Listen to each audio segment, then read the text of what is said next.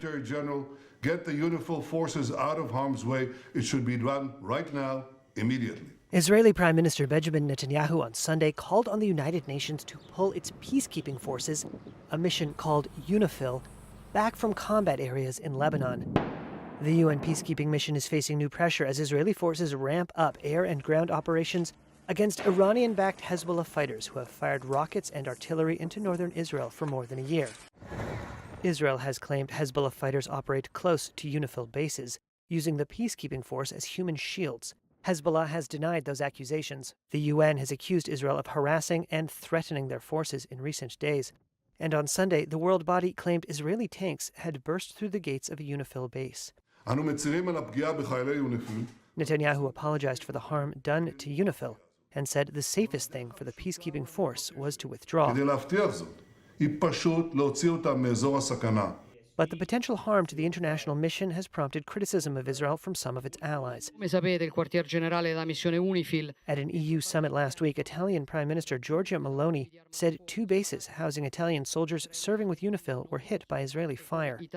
Italy has more than 1,000 troops in the 10,000-strong UNIFIL force, making it one of the biggest contributors of personnel. Her government said Meloni spoke to Netanyahu on Sunday, denouncing what she called the, quote, unacceptable Israeli attacks. She was not the only one in Rome to speak up for UNIFIL. Pope Francis, in his Sunday address, asked that the peacekeeping force of the United Nations be respected. Israeli forces are trying to push Hezbollah back from the border.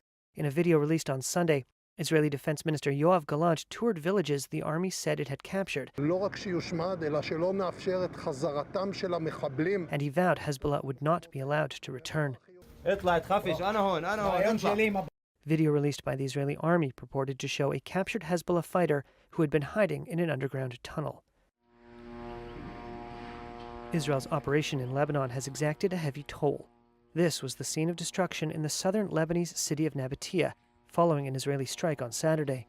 The operation has displaced more than 1.2 million people, according to Lebanon's government, which says more than 2,100 people have been killed and 10,000 wounded in over a year of fighting.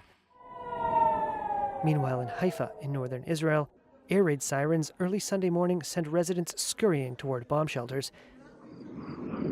Israel's rocket interception system left streaks across the night sky. Rocket barrages by Iran-backed Lebanese armed group Hezbollah triggered sirens across northern Israel overnight and early Sunday morning. Israel's army said in a statement its forces intercepted the projectiles, while it also intensified its attacks in Lebanon. The Middle East is bracing for further escalation as Iran's foreign minister warned in a social media post on Sunday that, quote, "We have no red lines in defending our people and interests." It follows a report by NBC that Israel may be looking to target Iranian military and energy infrastructure in its potential response to Iran's attack this month. NBC was citing unidentified U.S. officials in its report. Israel's defense minister has said the country will hit Iran back in a lethal, precise and surprising way. According to NBC, the U.S. officials have seen no indication that Israel will target nuclear facilities or carry out assassinations in Iran. It also said Israel has not made final decisions about how and when to act. The report added that U.S. and Israeli officials believed a response could come during the Jewish Yom Kippur holiday. The holiday ended on Saturday with no strike from Israel. Iran's attack on October the 1st was launched in retaliation for Israel's military operations in Gaza and Lebanon and the killings of a string of Hamas and Hezbollah leaders.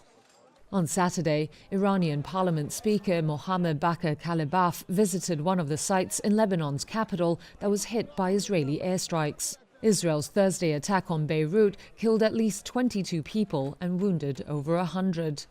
At a news conference, Kalibaf reaffirmed Iran's commitment to supporting Lebanon, saying it was a message directly from Supreme Leader Ayatollah Ali Khamenei. Obstetrician Nicholas Baklini works amid the beeps of machines monitoring prematurely born babies in a Beirut hospital. But now he contends with the bursts of bombs falling on his city. And he says he's seen a rise in premature births and infant mortality since hostilities ramped up between Israel and Hezbollah. One reason, he told Reuters, is that a bomb blast has enough concussive force to induce premature labor in mothers even at a distance.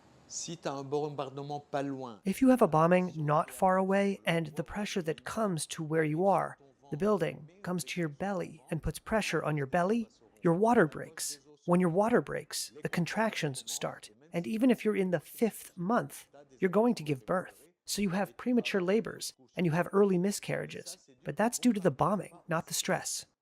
600 pregnant women remain in Lebanon, with about 4,000 expected to deliver in the next 3 months. That's according to the UN Office for the Coordination of Humanitarian Affairs in October. Pregnancy can already be fraught with complications, but the war has meant many are also now displaced, without adequate shelter, nutrition, and sanitation.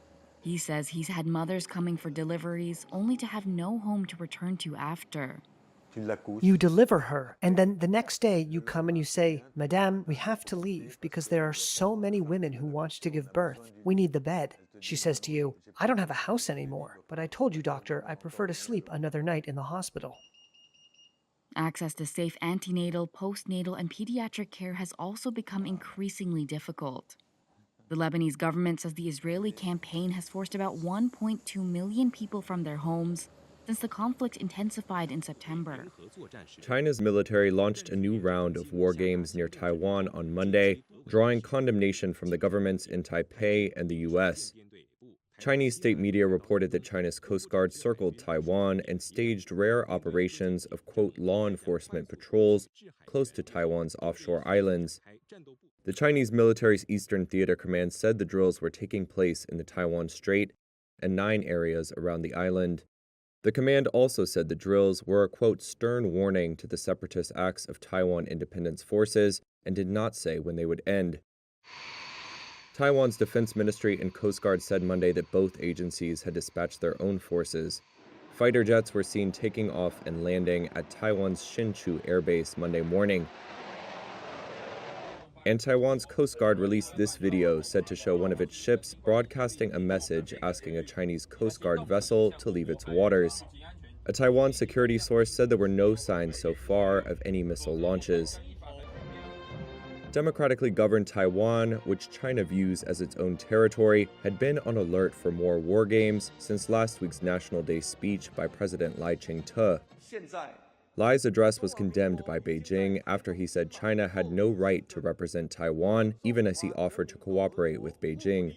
China's Eastern Theater Command released this propaganda video Monday, which showed a cartoon caricature of Lai with pointed ears like a devil. Taiwanese officials said Lai's National Security Council convened on Monday to discuss the situation. The Council's Secretary General, Joseph Wu, said that Taiwan would not escalate the conflict. We also need to stay calm and confident to prevail in the struggle between democracy and authoritarianism. We will stay moderate and responsible and work hard to maintain the cross-strait status quo to help maintain peace and stability in the region. A senior Taiwan security official speaking to Reuters on condition of anonymity said they believe China was practicing blockading Taiwanese ports and international shipping lanes, as well as repelling the arrival of foreign forces. In Washington, officials from the administration of U.S. President Joe Biden said there was no justification for the drills and that they were continuing to monitor them. Democratic presidential nominee Vice President Kamala Harris released a letter from her doctor on Saturday, pronouncing her to be in good health and fit for the Oval Office. According to a Harris aide, the move was made to draw attention to Republican nominee Donald Trump's refusal to release his medical report. And it's just a further example of his lack of transparency. Harris spoke to reporters before boarding a plane to North Carolina. And it is clear to me that he and his team do not want the American people to really see what it is that he is doing and whether or not he actually is fit to do the job of being president of the United States. In a memo distributed by the White House, Harris's doctor said her last physical exam in April was unremarkable and that she maintains an active lifestyle and a healthy diet. It noted she suffers from seasonal allergies and sporadic hives which have been well managed with medications and antihistamine treatment. In a statement, Trump's campaign communications director said that Trump has voluntarily released updates from his personal physician, as well as detailed reports from the medical doctor who treated him after the first assassination attempt. In 2018, when Trump was in office, a White House doctor said he was in overall excellent health, but needed to lose weight and start a daily exercise routine. The Harris campaign is eager to highlight the former president's age of 78, since he became the oldest candidate after 81-year-old President Joe Biden stepped aside from the race. The campaign hopes contrasting Harris's comparative youth and mental acuity with Trump's advanced age and tendency to meander will convince undecided voters that she is more fit for office. U.S. President Joe Biden on Sunday toured the storm-shattered parts of St. Petersburg, Florida, meeting with survivors and surveying the damage caused by Hurricane Milton last week. Milton is being blamed for 17 deaths and was the second powerful storm to batter the low-lying coastal state in 2 weeks. All those folks who not only lost their homes, but more importantly, those folks who lost their lives, lost family members, lost all their personal belongings. Entire neighborhoods were flooded, and millions were without power. Everything's gone. Only thing standing is the main part of the restaurant, the first floor of the packing house, and the flagpole. Matt Schorner owns Al's Family Farm restaurant in Fort Pierce on Florida's Atlantic coast, just across the peninsula from where Milton made landfall. Schorner's grandfather Al founded a citrus farm here 46 years ago. Most of the historic red barn that houses the eatery is still standing, but nearly everything else of the citrus business was taken by tornadoes that swept in with Hurricane Milton. We don't know what's next, but we're taking it one day at a time. Body cam footage showed officers rescuing people and pets trapped in their homes in Florida's Hillsborough County after Hurricane Milton brought widespread flooding. Biden said that such disasters were calls for unity. It's in moments like this we come together to take care of each other, not as Democrats or Republicans, but as Americans. That was the political message carried by Vice President Kamala Harris, the Democratic candidate for the White House, as she campaigned on Sunday in North Carolina, a state slammed by Hurricane Helene 2 weeks ago.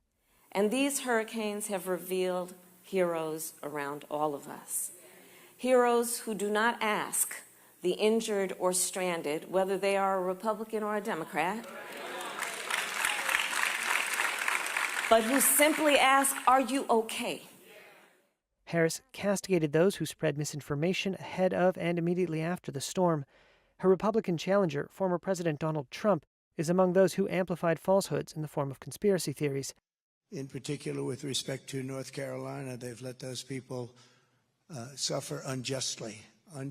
Among them, the unfounded claim that the Biden administration had diverted funds meant for disaster relief to help house illegal immigrants. Right now, fellow Americans are experiencing some of the most difficult moments in their lives.